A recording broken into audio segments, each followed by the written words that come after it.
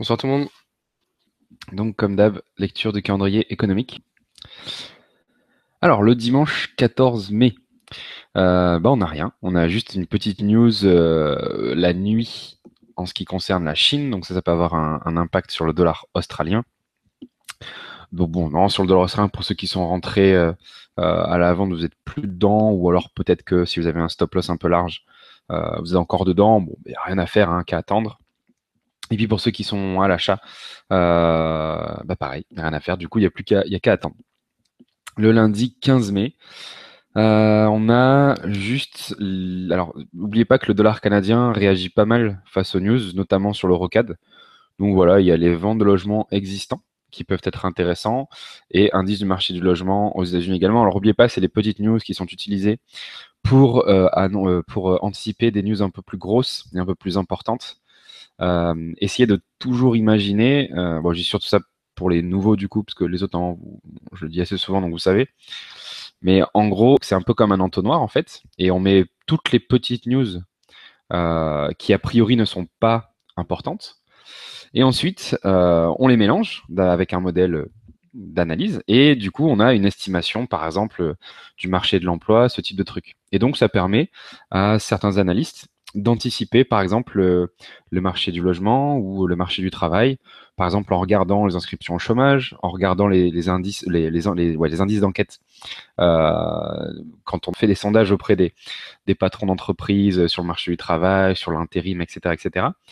Et du coup, ça leur permet d'anticiper, hein. C'est comme ça que se créent les consensus et les forwards lorsqu'on essaie d'imaginer ce que sera une news dans quelques temps.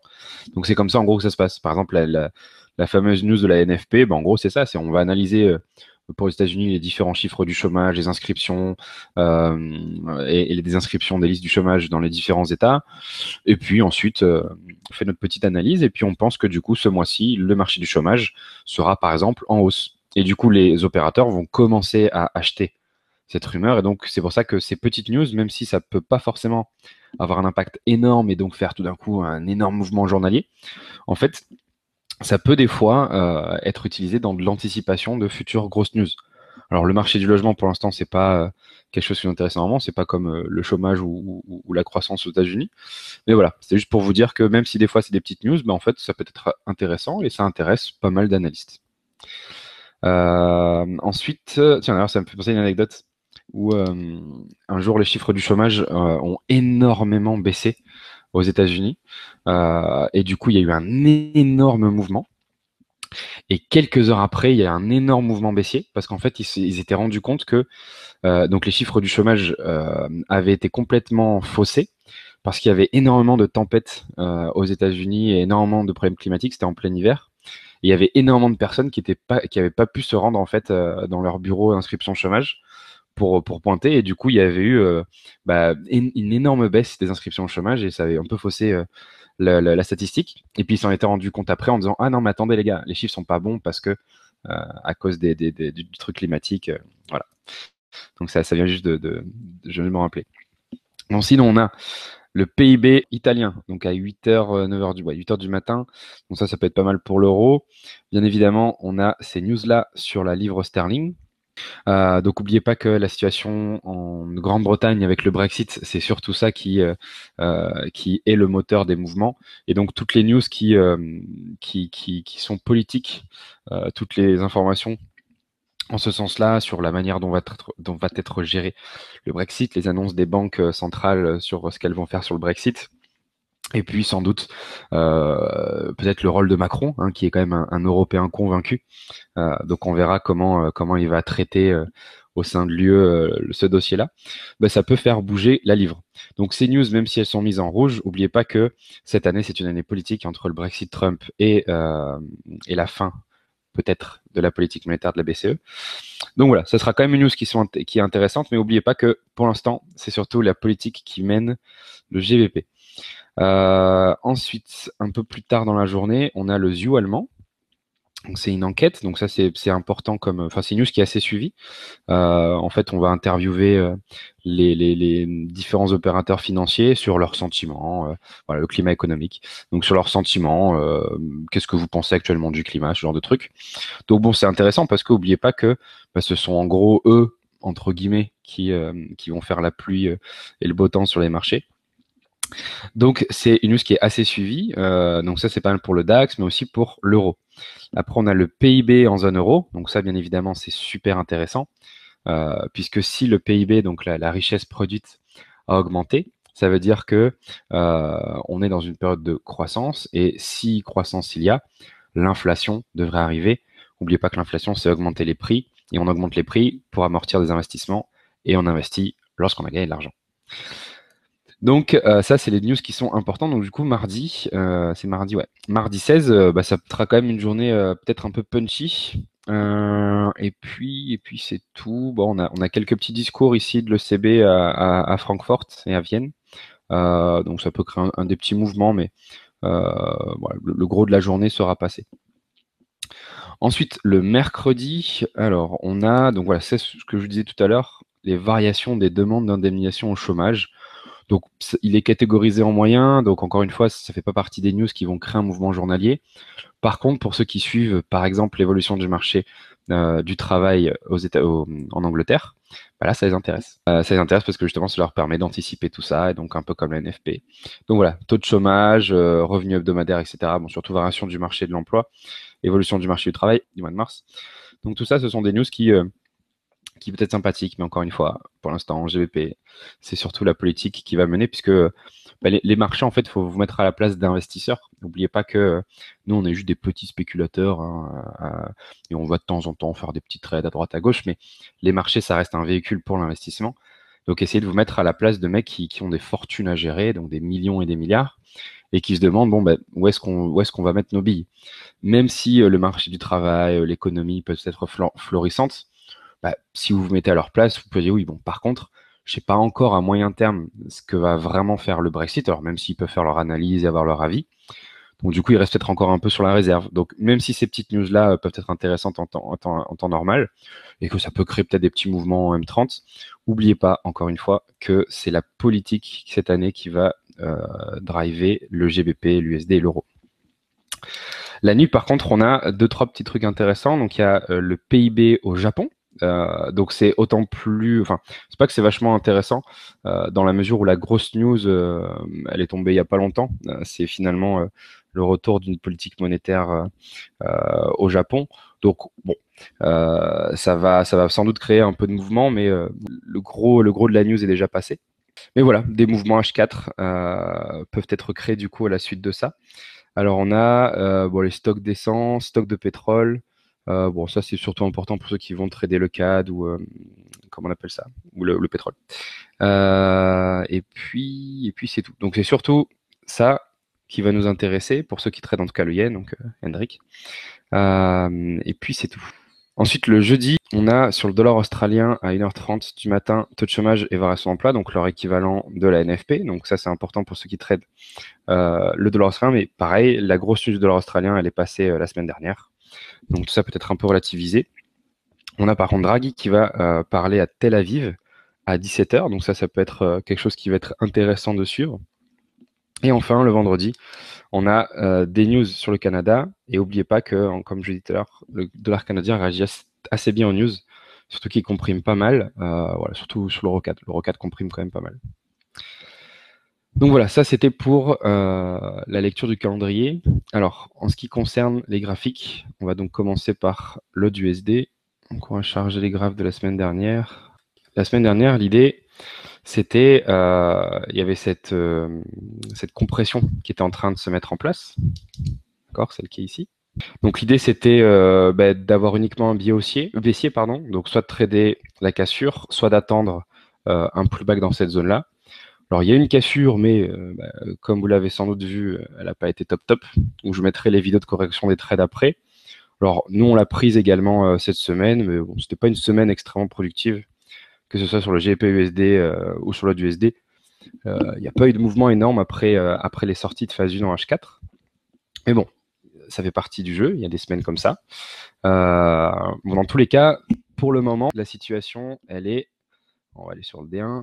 Voilà, la situation, c'est celle-ci. Donc, on a une tendance baissière sur le journalier. Cette tendance baissière, elle commence à montrer des signes de faiblesse parce qu'elle a réintégré cette semaine avec la hausse du dollar australien.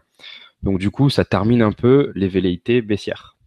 Du coup, il y a ce point-là qui est le plus bas et il y a ce point-là qui est le plus haut. Donc il y a la possibilité, la probabilité d'un range. Alors on va effacer du coup celui-ci et ça aussi, on n'a plus besoin pour l'instant. Enfin, ça peut arriver la semaine prochaine, donc on va le garder. Et il y a la possibilité du coup d'un range qui va se créer entre cet endroit-là et ce plus bas-là. Alors ce serait du coup ici un range journalier. On va mettre en bleu. Donc range de journalier, ça veut dire que peut-être que le 4 heures va faire le yo-yo la semaine prochaine entre ces niveaux. C'est-à-dire que là, on avait une tendance baissière, là, on a une tendance haussière qui est en train de se terminer. On pourrait du coup avoir une tendance baissière et puis à nouveau une tendance haussière. Donc nous, ce qu'on va essayer de surveiller pour la semaine prochaine, pour l'USD, c'est pour la baisse, donc deux possibilités. Soit on va attendre une nouvelle tendance haussière et de trader du coup une réintégration, donc dans cette zone-là. Okay, donc ça, ce serait la zone de vente. Soit, si on a la chance d'avoir une phase 1 qui se mettrait à cet endroit-là, bah, du coup de trader une cassure par le bas.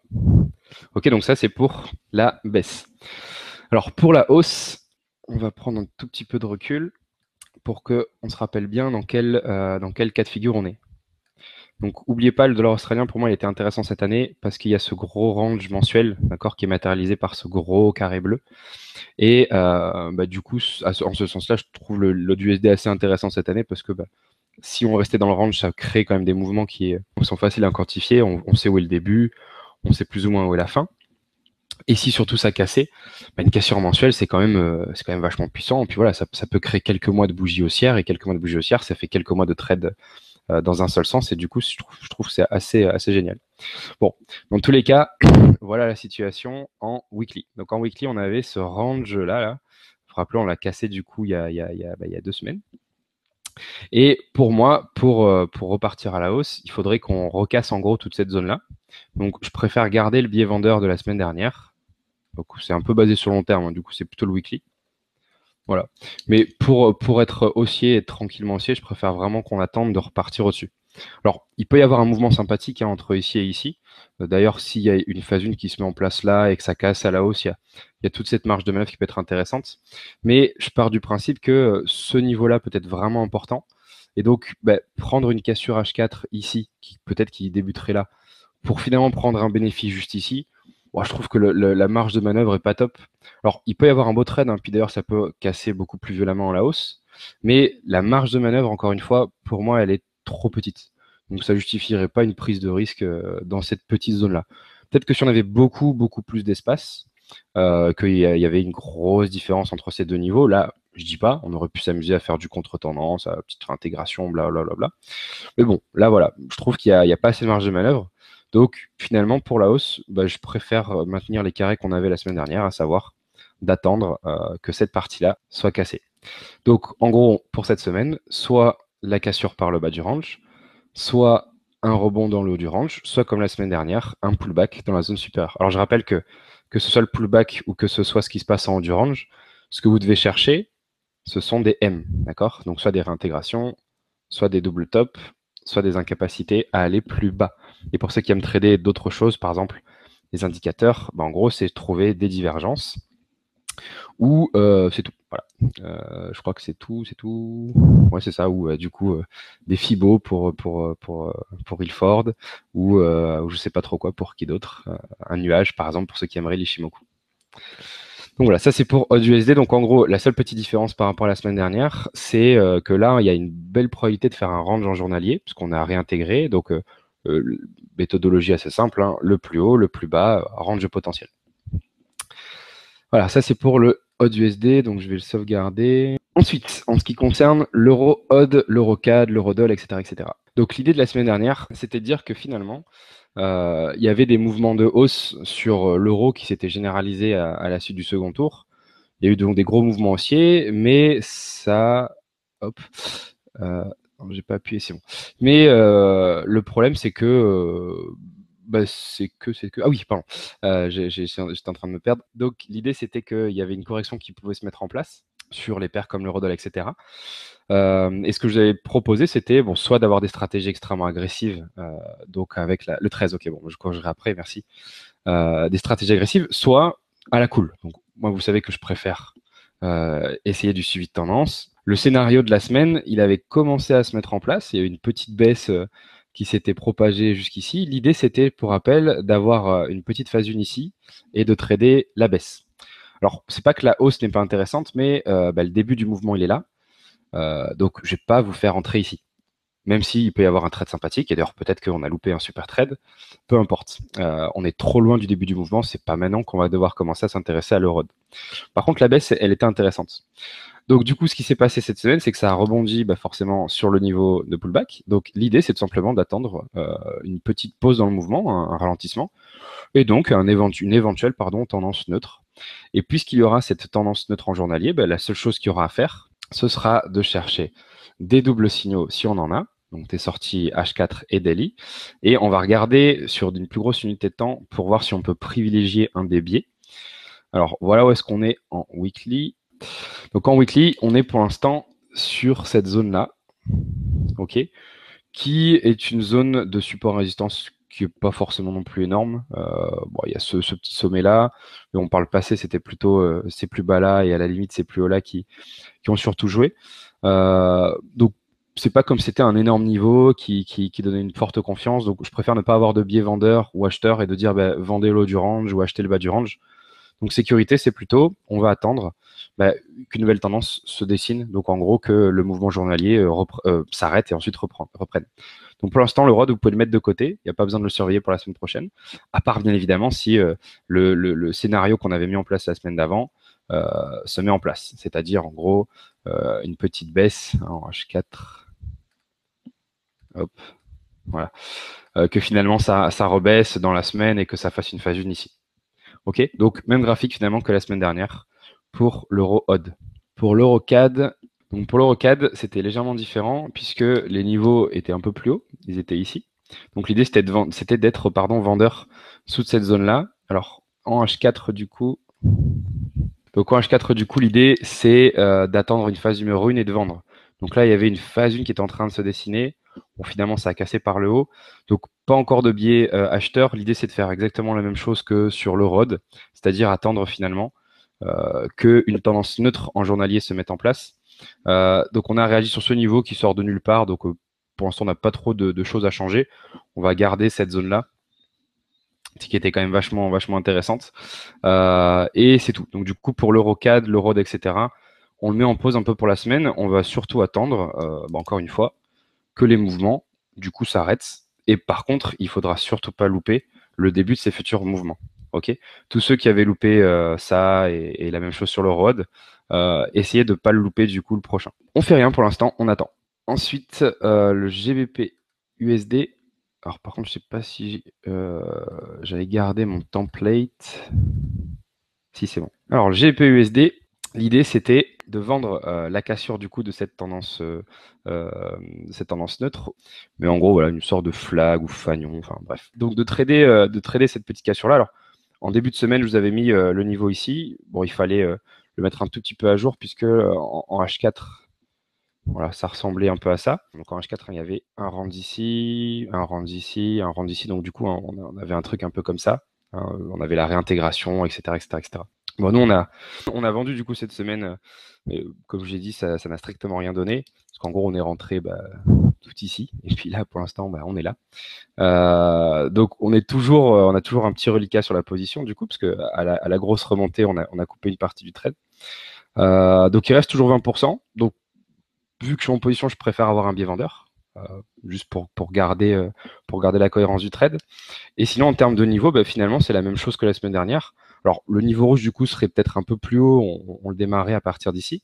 Mais l'idée, c'est toujours pareil. C'est que, de toute façon, si on casse toute cette zone-là, on pourra avoir une baisse qui serait vraiment sympathique. Alors, qu'est-ce qui pourrait se passer la semaine prochaine? Soit on va s'enfermer ici dans une tendance neutre et du coup, il y aura ce trade-là à ne pas louper. Soit ça va repartir à la hausse et nous, on sera toujours dans cette espèce de biseau, tendance neutre, enfin appelez ça comme vous voulez. Et du coup, il faudra ne pas louper ni la hausse ni la baisse éventuelle qui pourrait se mettre en place. Donc, ce qu'on peut voir de toute façon, c'est que sur toutes les paires, ça commence à ranger en daily. Et quand ça range en daily, c'est plutôt pas mal parce que c'est quand même souvent le début d'un bon mouvement. Alors, sans vous vendre de rêve et vous faire une sorte de marketing à la con pour les phases jeunes, et en vous disant, mais regardez, à chaque fois qu'on avait une sortie de phase 1 en daily, ça donne une belle tendance, c'est un bon mouvement. Bah, statistiquement, c'est vrai que c'est là où se créent les mouvements. C'est à la sortie d'une compression. Donc, s'il y a vraiment un truc qu'il ne faut pas louper dans votre semaine ou dans votre mois de trading, c'est la sortie de phase 1 daily de la paire que vous regardez.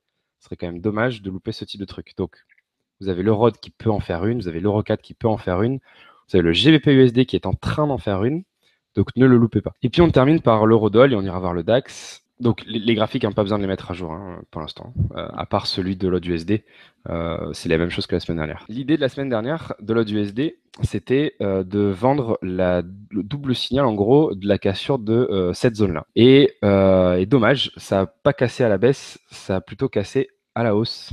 Voilà. Donc il y a la phase 1 qui était plus ou moins comme prévu, qui s'est mise en place exactement dans cette zone-là. Donc ça c'était super. Et du coup, il n'y avait plus qu'à appuyer sur la gâchette quand ça partait à la baisse. Mais c'est parti à la hausse. Et c'était pas dans nos plans, puisque nous, l'idée, c'était plutôt d'être baissier. On a réintégré, et n'oubliez pas, on n'achète pas en général après une baisse un ralentissement du mouvement. Donc finalement, quand on regarde en journalier, on a la même situation que pour les autres paires, c'est-à-dire incapacité d'aller plus bas et la formation du coup d'une tendance neutre. Donc ce sera une semaine assez cool la semaine prochaine, chômage technique pour la plupart d'entre vous, en tout cas pour ceux qui vont suivre ces paires-là. Il n'y a que le USD du coup qui pourra vraiment être intéressant. Et le DAX, alors j'avais pas les niveaux la semaine dernière, vous vous rappelez, parce que sur TradingView, j'avais pas exactement la même cotation. Donc sur le daily, on a une tendance haussière. Alors je me répète toutes les semaines, mais vous savez combien je trouve les tendances haussières inconfortables dans les indices et sur les actions. Ça vient de mon expérience personnelle, donc forcément, ne tenez pas trop rigueur par rapport à ça. Et puis ça vient d'un facteur qui est comportemental. C'est vrai que ce qu'il y a de bien avec les baisses, c'est que ce sont en fait souvent des effets boule de neige, c'est-à-dire qu'il y a une baisse qui commence à se mettre en place et les gens veulent vite sortir de leur position. Et du coup, il y a un volume à la baisse qui s'amasse et du coup, on fait des belles petites baisses et j'ai toujours l'impression qu'en fait, ça descend facilement. Le problème de la hausse, c'est qu'il faut que ce soit soutenu par des bons chiffres, par une envie d'investir sur les marchés actions, etc., etc. Et puis, c'est moins contagieux qu'une baisse. Donc, c'est pour ça que je préfère en fait les baisses sur les indices et je préfère également les tendances hautes. Dès qu'il y a une hausse, j'ai toujours l'impression que ça va pas continuer. Donc c'est très con quand c'est comme ça, mais c'est comme ça. Comme d'habitude, à chaque fois qu'on a une hausse, ce que je vous recommande, c'est d'attendre la création de certains niveaux pour savoir ce qu'on pourrait faire. Donc quand on regarde finalement la structure de la hausse, si on zoome un peu en H4, on voit finalement qu'il y a deux pauses. Il y a cette pause-là, donc cette immense phase 1 en H4. Et puis il y a celle-ci également. Donc en gros, on a le niveau des 12 500, et puis on a le niveau actuel des 12 785, qui pose un petit souci. Donc ça laisse quand même une belle petite place ici au short. Et bien évidemment, si ça continue de chuter, c'est short également ici. Et au-dessus, ça laisse une belle petite place aux achats jusqu'au chiffre rond des 13 000. Donc ce qu'on peut imaginer pour la semaine prochaine, c'est une cassure par le haut uniquement un bi-haussier, une réintégration, c'est short à fond, une cassure ici, donc c'est short jusqu'ici, et puis c'est tout. On est sur des plus hauts, donc n'oubliez pas que ce sont les chiffres ronds qui décident et les marchés américains. Donc surveillez bien sur les marchés américains, si vous ceux qui trade le DAX ou sur les chiffres ronds, les niveaux de support résistance. Donc en gros, c'est pas très compliqué. C'est bim, bim, bim, et voilà. 4 petits niveaux. Quelque chose comme une sortie de phase 1, il y en a tellement, il y en aura tout le temps, toute votre vie. Il y en avait dans le passé, il y en aura dans le futur. Ça ne change pas la structure d'un marché. Il y a toujours une pause et un mouvement, quel que soit ce que vous tradez. Actions, indices, devises, matières premières, etc.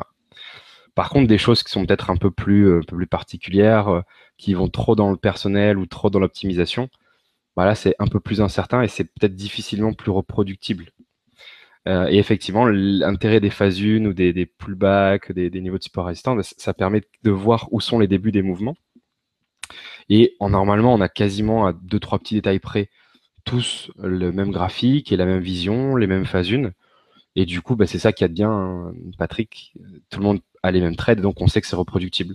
Que les résultats de 2012, on peut les avoir en 2013 et en 2014. Alors, bien sûr, ça va dépendre des marchés. Il y a des années comme 2012 qui sont plus fast ou comme 2014 qui sont plus fast parce que tu as un mouvement tout d'un coup gigantesque qui dure des mois et des mois qui se met en place. Et c'est pas tous les ans qu'on a ça. Mais voilà. Donc, louper le début d'un mouvement, c'est la pire des choses qui peut arriver. Alors, le mouvement haussier de l'eurodoll, José, et la réaction aux nouvelles sur l'USD données négatives par rapport aux attentes antérieures. Alors, le mouvement haussier précédent, José, donc c'est la baisse du dollar américain. Donc, le fait que Yellen, elle soit quand même assez froide par rapport aux remontées de l'USD. Et puis, il y avait aussi un risque par rapport aux élections, parce que vu que lorsque Macron est passé, il y a quand même eu un gap assez grand, ça veut dire quelque part que les marchés surveillaient ça. Et tu connais sans doute il faut acheter la rumeur et vendre la nouvelle. Bon, là, je pense qu'on avait un cas assez classique. Tout le monde a acheté la rumeur, et dès que la nouvelle est tombée, prise de bénéfice. Donc, semaine assez cool qui arrive. Repos Euro USD, repos ROD, repos EuroCAD, repos GBP USD, surveillance du USD. Je vous donne rendez-vous la semaine prochaine. Bon week-end, à la semaine prochaine.